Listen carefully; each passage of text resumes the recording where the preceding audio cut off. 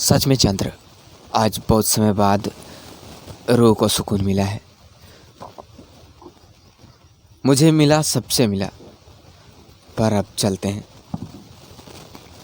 रात भी काफ़ी हो गई है। पुरुषोत्तम जी बोले। चलता हूँ नहीं कहते, दादाजी कहते हैं लौट के आता हूँ। अब का पुरुषोत्तम जी की तरफ एक बॉक्स बढ़ाते हुए बोली, हाँ बेटा लौट के आता हूँ। वैसे इस बॉक्स में क्या है? पुरुषोत्तम जी बोले। आप खुद ही देख लीजिए दादाजी, आपका मुस्कुराते हुए बोली। पुरुषोत्तम जी ने जैसे ही बॉक्स खोला, उनके चेहरे पर मुस्कान आ गई। इतना सारा मोहनथाल? आव्या बोली और अपना हाथ बढ़ा दिया एक पीस उठाने के लिए, पर पुरुषोत्तम जी ने तुरंत बॉक्स बंद कर दिया। वो बॉक्स कम से कम 2 केजी का तो होगा ना। ये आपका बेटा ने मुझे दिया है, इसलिए ये कोई नहीं खाएगा। पुरुषोत्तम जी बोले। आपका दिया, आप मुझे भी एक बॉक्स दो। मुझे पता है ये दादाजी की फेवरेट मिठाई है, वो किसी को नहीं देने वाले, पर ये मेरी भी फेवरेट मिठाई है। आव्या थोड़ा उदास होते हुए बोली। सॉरी आव्या, पर अब और नहीं है, आपका ने कंधे उचकाते हुए बोला, जिस पर सब हंस पड़े। अब चले? हर्षवर्धन बोले। अंकल आप आव्या को यहीं छोड़ दीजिए ना प्लीज़। आपका बहुत ही पोलाइटेड बोली। हाँ काशी, आपका सही कह रही है। आव्या को आप लोग शादी तक यहीं छोड़ दीजिए। ईशान और ईशानी भी यहीं रुक रहे हैं, हम बहुत ख्याल रखेंगे इसका। नंदिनी जी बोली। ठीक है। काशी बोली। अवराज और मेहताज के जाने के बाद सब अपने अपने कमरे में रेस्ट करने चले गए, क्योंकि आज सब सच में बहुत थके हुए थे। आपका अपने रूम में आती है, आज तो सच में बहुत थक गई मैं। आपका अपने शोल्डर दबाते हुए खुद से बोली, हाथों से अपने। ओ गॉड, बहुत थक गई हूँ, चेंज करने का मन भी नहीं कर रहा है। ऐसा करती हूँ आज ऐसे ही सो जाती हूँ। आपका खुद से ही बात कर रही थी कि तभी उसकी नज़र सामने वॉल पर लगी वत्सल्य की पिक्चर पर जाती है और उसके चेहरे पर बड़ी सी मुस्कान आ जाती है। मम्मा मिस्सू बच्चा, आपका मन में बोली। आपका वत्सल्य को तस्वीर निहारे जा रही थी कि उसे खबर भी नहीं हुई कि वंश ने उसे कब गोद में उठा लिया। अरे क्या कर रहे हैं आप? आपका झिझकते हुए बोली। आप बताइए मैडम, आप क्या कर रही हैं? शाम से देख रहा हूँ, ना तुम ना वंश, सिर्फ आप करके बात कर रही हो। नाम क्यों नहीं ले रही मेरा? वंश अबका के कानों के पास आकर बहुत ही सीरियस टोन में बोला। वंश अपने और अबका के रूम का पार्टीशन डोर खोलकर अंदर आ गया था। अबका तो पहले ही वंश से नज़रें नहीं मिला पा रही थी और वंश के इतने पास आने से अबका का पूरा चेहरा शर्म से लाल हो गया था। अबका को इतनी शर्म आ रही थी कि उसने अपना चेहरा वंश की शर्ट में छुपा लिया। कभी कभी सोचता हूँ तो लगता है प्यार भी कितना खूबसूरत एहसास होता होगा, जो इंसान को क्या से क्या बना देता है। आपका जो एकदम झांसी की रानी की तरह थी, सबकी आंखों में आंखें डालकर बात करने वाली, प्यार से नफरत करने वाली, और आज वंश के रंग में रंग सी गई है।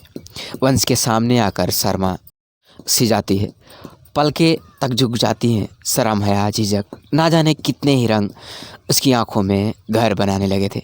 और दूसरी तरफ दिवंश वाधवा, अकड़ू, अड़ियल, घमंडी, किसी की जान लेने से पहले एक बार भी नहीं सोचता, और प्यार वो तो फिजूल था उसके लिए।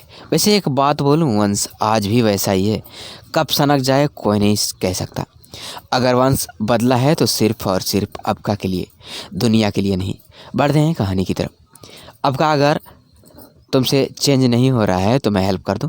वंश अबका के चेहरे को ऊपर करते हुए बोला। दत्त अबका शर्माते हुए दूर हो गई, पर वंश ने उसका हाथ पकड़कर उसे अपने करीब खींच लिया, जिससे वह उसकी पीठ से जा लगी।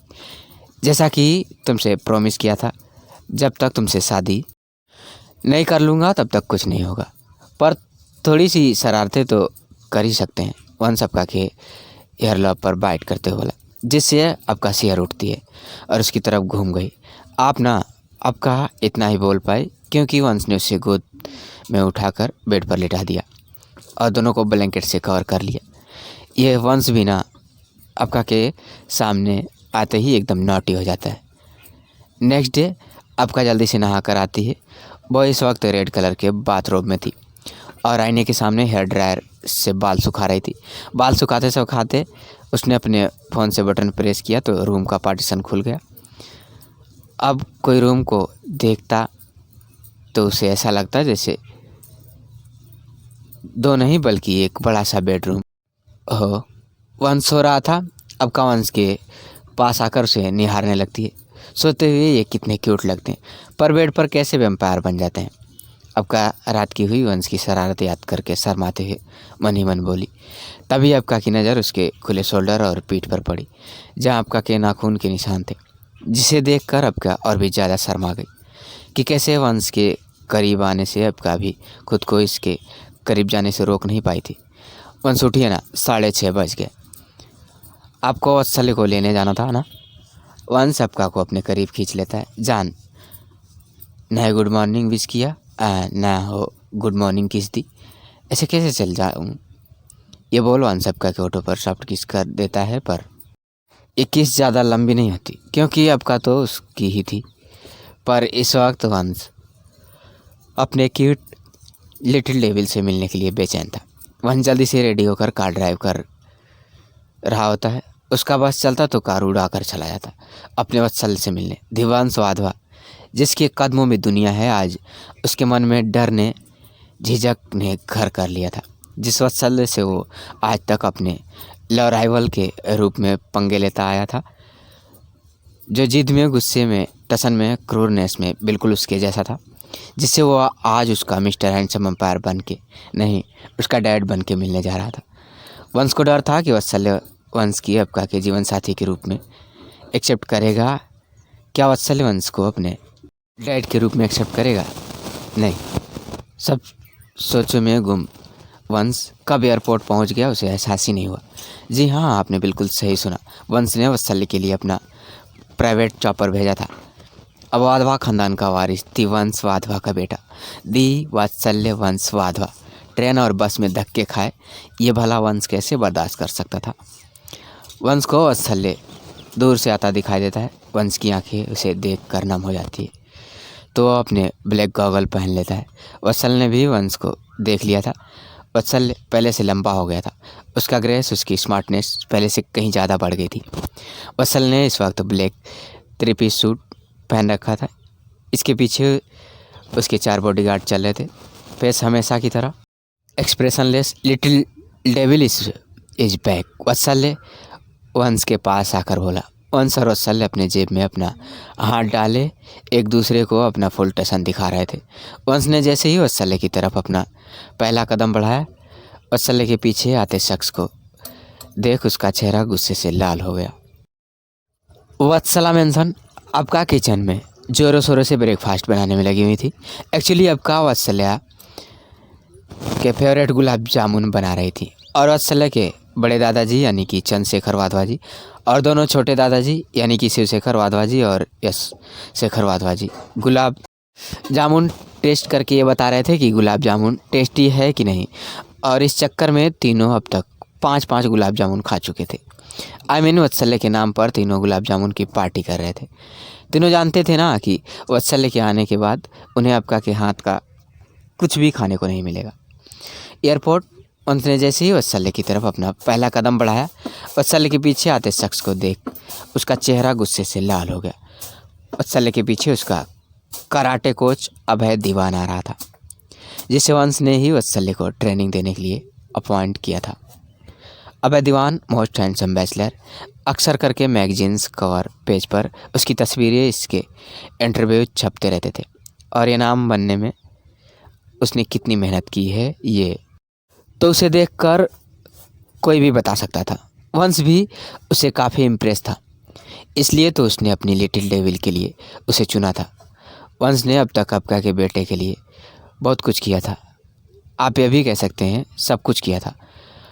पंख तो वत्सल्य के पास हमेशा से थे, पर अबका के बनाए दायरों ने वत्सल्य को कभी उड़ने नहीं दिया, कभी दुनिया को दिखने ही नहीं दिया। वंश ने वत्सल्य को उड़ना सिखाया, उसे कदम कदम पर गाइड किया। वत्सल्य मेंटली स्ट्रांग था, पर वंश के साथ ने उसे कॉन्फिडेंस बनाया था। हेलो मिस्टर वाधवा, वंश ने हाथ बढ़ाया। यू फुल एटीट्यूड के साथ। Nice to meet you. Hello mister Vatsal, nice to meet you. चलें? वंश भी सेम टोन में बोला। वत्सल्य और वंश कार की बैक सीट पर बैठ गए। नकुल जो दूसरी कार में आया था अब वंश की कार ड्राइव कर रहा था। कार में एकदम साइलेंस थी। कुछ ही सेकंड के बाद वत्सल ने कार में एक बटन प्रेस किया जिससे कार में पार्टीशन हो गया। वंश और वत्सल्य एक दूसरे को कोल्ड लुक देते हैं। एक दूसरे की आंखों में देखते हुए पहले दोनों अपने गॉगल्स उतारते हैं, फिर अपनी टाई एंड देन अपना कोट, फिर दोनों जोर से हंसने लगते हैं। मिस्टर हैंडसम वैम्पायर, वत्सल्य ये बोल जल्दी से वंश को बाहों में समा जाता है। वंश भी वत्सल्य को अपनी बाहों में भर लेता है। वंश वत्सल्य को बहुत प्यार करता है। उसके माथे, उसके गालों को, उसकी आंखों को किस करता है। आज पहली बार वंश वत्सल्य को एक पिता की तरह प्यार कर रहा था। ये वो पल था जिसका उसने पूरे 6.5 सालों से इंतज़ार किया था। थैंक यू मिस्टर वैम्पायर, मम्मा को कन्विंस करने के लिए कि वो मुझे ट्रेनिंग सेंटर भेजे। वत्सल ने वंश के माथे को चूमते हुए बोला। थैंक यू मुझे ये बताने के लिए कि लाइफ में स्ट्रांग होना कितना ज़रूरी होता है। थैंक यू वीकेंड में मुझसे मिलने आने के लिए। थैंक यू मुझसे रोज़ वीडियो कॉल पर बात करने के लिए। थैंक यू मुझे हमेशा सपोर्ट करने के लिए। और सबसे इम्पोर्टेंट, मेरी मम्मा का बॉडीगार्ड बनकर उन्हें सेफ रखने के लिए। वत्सल बोलता जा रहा था और वंश सुनता जा रहा था। आप लोगों को क्या लगा? इतने दिनों से मैंने मिस्टर क्यूट लिटिल डेविल का जिक्र नहीं किया। गाइस, अब हम 24 आवर्स किसी पर नज़र थोड़ी ही रख सकते हैं। वंश ने वत्सल्य को कभी भी अकेला नहीं छोड़ा था। उसे वत्सल्य के पल पल की खबर थी और वो खबर भी क्यों न रखता, क्योंकि वत्सल्य उसकी ज़िंदगी है जो वंश के लिए उसकी ज़िंदगी बन गई है। इसलिए ये जानने के बाद कि अब का ही वो लड़की है जिसके साथ सरोगेसी प्रोसीजर हुआ था, उसने वंश की लाइफ में सिर्फ अपना प्राइवेट चॉपर और कुछ गार्ड्स ऐड किए थे और कुछ भी नहीं। अपना प्राइवेट चॉपर और मिस्टर हैंडसम एम्पायर, आप जो बोल रहे थे हमारी लास्ट कन्वर्सेशन में, मैंने बहुत सोचा। I think you are right. मम्मा से कोच सर के बारे में बात करने से पहले हमें उनका टेस्ट लेना चाहिए कि वो मम्मा को सेफ रख पाएंगे कि नहीं। तो जो मैंने बोला था वो आपने कर दिया कि नहीं? वत्सल्य वंश के गले में बाहें डालकर बोला। यस सैम, वंश वत्सल्य को गले लगाते हुए बोला। वत्सल्य, आप टेंशन मत लो, आपकी मम्मा की शादी तो आपके मिस्टर हैंडसम एम्पायर से ही होगी। और रही बात आपके उस सो कॉल्ड कोच अभय दीवान की, तो उसे तो आपके मिस्टर हैंडसम एम्पायर इस लायक भी नहीं छोड़ेंगे कि वो आपकी मम्मा से तो क्या किसी से भी शादी करने के लायक हो। मिस्टर अभय दीवान बहुत बड़ी गलती कर दी मेरी आपका कुछ सपने देखकर। अब तुम्हारे साथ जो होने वाला है ना, वो तुमने अपने ख्वाबों में भी कभी नहीं सोचा होगा। ये सब मन में सोचते हुए वंश के फेस पर एक डेविल स्माइल थी। ग्रेट मिस्टर हैंडसम एम्पायर, आपको लग रहा है सब आपका प्लान है, जबकि आपको पता नहीं है कि आपसे ये सब मैं करवा रहा हूँ। वत्सल्य मन ही मन बोला। वत्सल्य के फेस पर भी सेम एक डेविल स्माइल थी। ओह गॉड, पता नहीं दोनों क्या करने वाले हैं और दोनों के दिमाग में क्या खिचड़ी पक रही है। क्या आप जानते हैं? तो हमें कमेंट बॉक्स में ज़रूर बताइए। तो दोस्तों, यह थी हमारी आज की कहानी। उम्मीद करते हैं आपको पसंद आई होगी। आपका क्या कहना है इस कहानी के बारे में? कमेंट करके हमें ज़रूर बताएं। वीडियो को लाइक करके चैनल को सब्सक्राइब कर दीजिए ताकि आने वाली वीडियो आपको तुरंत मिले। मुझे दीजिए अगली वीडियो तक इजाज़त। तब तक के लिए धन्यवाद।